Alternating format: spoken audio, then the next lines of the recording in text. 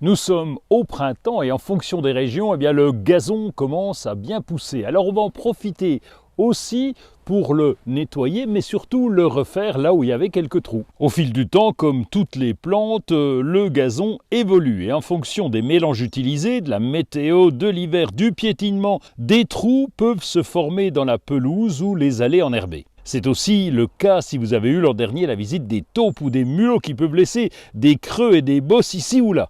Une bonne méthode pour se tordre les pieds. On profite donc du printemps pour corriger tout ça et on va commencer par tondre régulièrement un peu partout. Ensuite, on va étaler la terre fine, ou mieux encore si vous avez un compost, c'est d'utiliser les parties les plus décomposées et les étaler correctement sur le terrain.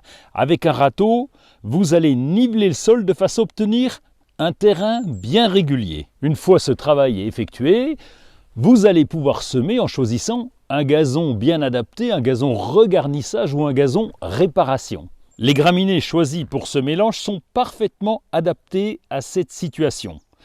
La boîte semoir vous permet de bien répartir les semis sur la terre. Théoriquement, il faut environ une graine par centimètre carré pour avoir par la suite un gazon bien dense. Inutile de mesurer bien sûr, c'est juste une estimation pour avoir une idée de la quantité à semer. Une fois les semences en place, on va ratisser afin d'enfouir les graines dans le sol. Ensuite, l'idéal serait de passer le rouleau. Mais bon, on n'a pas toujours un rouleau à la maison. Si la surface n'est pas trop importante, vous allez plomber le sol. Plomber, c'est un terme technique de jardinier qui signifie tasser la terre avec le dos du râteau. C'est ce qu'on fait pour les graines en général au potager et ça permet de bien tasser les graines contre la terre. Une fois ce travail effectué, vous pourrez arroser généreusement. Le top est de préparer le sol la veille d'un jour de pluie afin d'économiser l'eau du robinet ou surtout des récupérateurs. Et après, on va attendre que le gazon pousse, ça se fera progressivement.